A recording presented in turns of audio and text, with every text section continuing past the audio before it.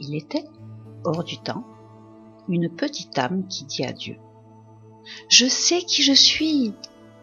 Et Dieu lui dit : « C'est merveilleux ! Qui es-tu » Et la petite âme s'écria : « Je suis la lumière !» Dieu lui fit un grand sourire. « C'est vrai !» s'exclama Dieu. « Tu es la lumière !» La petite âme était si heureuse, car elle avait trouvé ce que toutes les âmes du royaume avaient pour tâche de découvrir. « Waouh !» dit la petite âme. « C'est vraiment cool !» Mais bientôt, il ne lui suffit plus de savoir qui elle était. La petite âme éprouvait des frémissements, et maintenant, elle voulait être qui elle était. Ainsi, la petite âme retourna voir Dieu.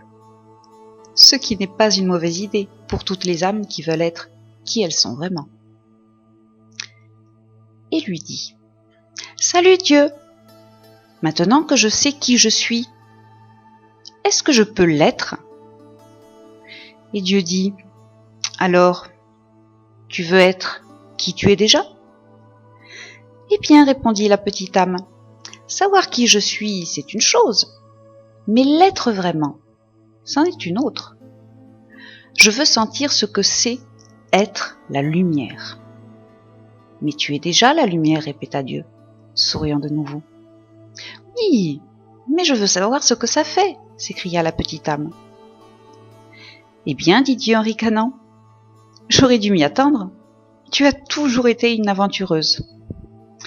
Puis, Dieu changea d'expression. Seulement, quoi ? Demanda la petite âme. Eh bien, il n'y a rien d'autre que la lumière. Tu vois ? Je n'ai rien créé d'autre que ce que tu es. Il n'est pas facile d'éprouver qui tu es, car ce que tu n'es pas n'existe pas. Hein ? Dit la petite âme, à présent un peu confuse. Écoute, dit Dieu, tu es comme une chandelle au soleil. Oh, tu es bel et bien là, avec 1 million, 1 milliard, une infinité d'autres chandelles qui composent le soleil. Et sans toi, le soleil ne serait pas le soleil. Non, ce serait un soleil dépourvu de l'une de ses chandelles. Et ce ne serait pas du tout le soleil, car il ne brillerait pas autant. Mais comment te connaître en tant que lumière lorsque tu es au milieu de la lumière ? Voilà la question. Eh bien, dit la petite âme en se ranimant, tu es Dieu, trouve quelque chose. Une fois de plus, Dieu sourit. C'est fait, dit Dieu. Puisque tu ne peux te voir en tant que lumière, lorsque tu es dans la lumière, nous allons t'entourer de noirceur. Qu'est-ce que c'est, la noirceur ? Demanda la petite âme. Dieu répondit : c'est ce que tu n'es pas. Est-ce que je vais avoir peur de la noirceur ? S'écria la petite âme. Seulement si tu choisis de l'être, répondit Dieu. Il n'y a vraiment pas de quoi avoir peur, à moins que tu ne le décides. Tu vois, nous inventons tout cela. Nous faisons semblant. Oh, dit la petite âme, déjà rassurée. Puis, Dieu expliqua que pour réellement faire l'expérience de quelque chose, on doit aussi faire l'expérience de son contraire. C'est un grand cadeau, dit Dieu, car sans cela, tu ne pourrais rien connaître. Tu ne pourrais pas connaître le chaud sans connaître le froid, le haut sans le bas, la vitesse sans la lenteur. Tu ne pourrais pas trouver de gauche sans droite, d'ici sans là, de présent sans passé. Ainsi, conclut Dieu, lorsque tu es entouré de noirceur, ne brandis pas le poing, n'élève pas la voix et ne maudis pas la noirceur. Sois plutôt une lumière dans la noirceur et ne te mets pas en colère contre elle. Tu sauras alors qui tu es vraiment et tous les autres le sauront aussi. Laisse briller ta lumière à tel point que tout le monde saura comme tu es magnifique. Tu veux dire que j'ai le droit de montrer aux autres comme je suis magnifique ? Demanda la petite âme. Bien sûr, ricana Dieu, c'est très bien. Mais rappelle-toi, magnifique ne veut pas dire meilleur. Tout le monde est magnifique, chacun à sa façon, mais beaucoup l'ont oublié. Ce n'est que lorsque tu te trouveras magnifique qu'ils accepteront de l'être. Waouh, dit la petite âme, dansant, sautillant, riant et bondissant de joie. Je peux être magnifique autant que je le veux. Oui, et tu peux commencer tout de suite, dit Dieu, qui dansait, sautillait et riait avec la petite âme. De quelle façon seras-tu magnifique? De quelle façon je serai magnifique? Répéta la petite âme. Je ne comprends pas. Eh bien, expliqua Dieu, être la lumière, c'est être magnifique. Et être magnifique comporte beaucoup d'aspects. On peut être magnifique en étant gentil, on peut être magnifique en étant doux, on peut être magnifique en étant créatif, on peut être magnifique en étant patient. Peux-tu me nommer d'autres façons d'être magnifique? La petite âme resta un moment silencieuse. Je pense qu'il y a pas mal de façons d'être magnifique, s'exclama-t-elle ensuite. Il est magnifique d'être utile, il est magnifique de partager, il est magnifique d'être amical, il est magnifique d'être prévenant envers les autres. Oui, admit Dieu. Et tu peux être tout cela, ou n'importe quelle façon d'être magnifique, comme tu veux, n'importe quand. C'est cela, être la lumière. Je sais ce que je veux être, je sais ce que je veux être, annonça la petite âme avec une grande euphorie. Je veux être magnifique en pardonnant. N'est-ce pas magnifique de pardonner? Ah oui, l'assura Dieu, c'est très magnifique. D'accord, dit la petite âme. C'est ce que je veux être. Je veux pardonner. Je veux me connaître sous cette forme. Bien, dit Dieu, mais il faut que tu saches quelque chose. À présent, la petite âme commençait à s'impatienter. On aurait dit qu'il y avait toujours une complication. Qu'est-ce que c'est? Soupira-t-elle. Il n'y a personne à qui pardonner. Personne? La petite âme pouvait à peine en croire ses oreilles. Personne, répéta Dieu. Tout ce que j'ai fait est parfait. De toute la création, pas une seule âme n'est moins parfaite que toi. Regarde autour de toi. La petite âme vit alors qu'une grande foule s'était rassemblée. Des âmes étaient venues de tous les horizons, de tout le royaume, car le bruit avait circulé que la petite âme avait cette magnifique conversation avec Dieu, et tout le monde voulait entendre ce qu'il disait. En voyant ces âmes innombrables, la petite âme dut l'admettre. Personne ne semblait moins merveilleux, moins magnifique ou moins parfait que la petite âme. Ces âmes étaient si magnifiques et leur lumière si brillante que la petite âme pouvait à peine les regarder. « À qui alors pardonner ?» demanda Dieu. « Alors ça ne va pas être du tout amusant, » grogna la petite âme. « Je voulais savoir ce que c'est d'être celui qui pardonne. Je voulais savoir à quoi ressemblait cette façon d'être magnifique. » Et la petite âme connut à quoi ressemblait le fait d'être triste.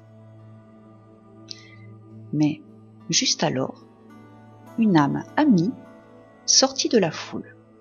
« Tu n'as pas à t'inquiéter, petite âme, » dit l'âme amie. « Je vais t'aider. »« Vraiment ?» dit la petite âme en s'égayant. « Mais qu'est-ce que tu peux faire ?»« Eh bien, je peux te donner quelqu'un à qui pardonner. »« Vraiment ?»« Certainement, gazouilla l'âme amie. Je peux venir dans ta prochaine vie et faire quelque chose qui te permettra de pardonner. »« Mais pourquoi ? Pourquoi donc ferais-tu ça ? Demanda la petite âme. Toi, un être d'une perfection si absolue, toi dont la vibration si élevée crée une lumière si vive que je peux à peine te regarder. Qu'est-ce qui te pousserait à vouloir ralentir ta vibration à tel point que ta brillante lumière deviendrait sombre et dense. Qu'est-ce qui ferait que toi, qui es si lumineuse que tu danses sur les étoiles et qui cours dans le royaume à la vitesse de la pensée, tu arriverais dans ma vie et deviendrais si lourde que tu ferais cette mauvaise chose? C'est simple, dit la mamie. Je le ferai parce que je t'aime. La petite âme parut surprise d'entendre cette réponse. Ne sois pas si étonnée, dit la mamie. Tu as fait la même chose pour moi. Tu ne te rappelles donc pas? Oh, nous avons dansé ensemble, toi et moi, bien des fois. À travers les siècles et les âges, nous avons dansé. À bien des moments et des endroits, nous avons joué ensemble. Tu ne te rappelles pas, c'est tout. Nous avons toutes les deux été tout cela. Nous en avons été le haut et le bas, la gauche et la droite. Nous avons été l'ici et le là, le présent et le passé. Nous avons été l'homme et la femme, le bien et le mal. Nous avons tous les deux été victimes et le méchant. Ainsi, nous nous sommes rencontrés, toi et moi, bien des fois déjà, chacune apportant à l'autre l'occasion exacte et parfaite d'exprimer et de vivre qui nous sommes vraiment. Ainsi, expliqua encore la mamie, je viendrai dans ta prochaine vie et serai, cette fois, le méchant. Je ferai quelque chose de vraiment terrible. Et alors, tu pourras te connaître en tant que celui qui pardonne. Mais qu'est-ce que tu vas faire de si terrible? Demanda la petite âme, juste un peu nerveuse. Oh, répondit l'âme amie avec un clin d'œil. Nous penserons à quelque chose. Puis, l'âme amie parut devenir sérieuse et dit d'une voix calme. Mais tu as raison à propos d'une chose. Laquelle? Demanda la petite âme. Pour faire cette chose pas si jolie, je devrais ralentir ma vibration et devenir très lourde. Je devrais faire semblant d'être quelque chose de très éloigné de moi. Alors, je n'aurai qu'une faveur à te demander en retour. Oh, n'importe quoi, demande-moi n'importe quoi, s'écria la petite âme, qui se mit à danser et à chanter. Je vais te pardonner, je vais te pardonner. Puis la petite âme vit que la mamie demeurait très calme. Qu'est-ce que c'est? Demanda la petite âme. Qu'est-ce que je peux faire pour toi? Si tu veux faire ça pour moi, c'est que tu es un ange. Bien sûr que cette âme amie est un ange, interrompit Dieu, comme tout le monde. Rappelle-toi toujours ceci, je ne vous ai envoyé que des anges. Plus que tout, la petite âme voulait exaucer le souhait de l'âme amie. « Qu'est-ce que je peux faire pour toi ?» redemanda la petite âme. « Au moment où je vais te frapper et te tourmenter, répondit l'âme amie. Au moment où je te ferai le pire que tu puisses imaginer. À ce moment-là. Oui, dit la petite âme en l'interrompant, oui. L'âme amie devint encore plus calme. Rappelle-toi qui je suis vraiment.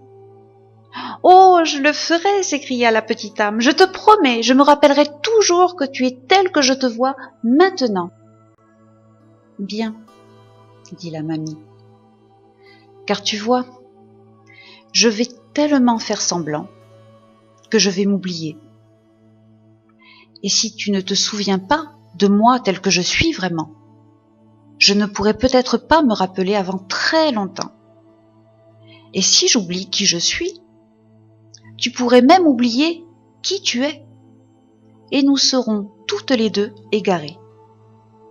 Il faudra alors qu'une autre âme vienne nous rappeler à toutes les deux qui nous sommes. Non, non, nous n'aurons pas besoin, promit de nouveau la petite âme.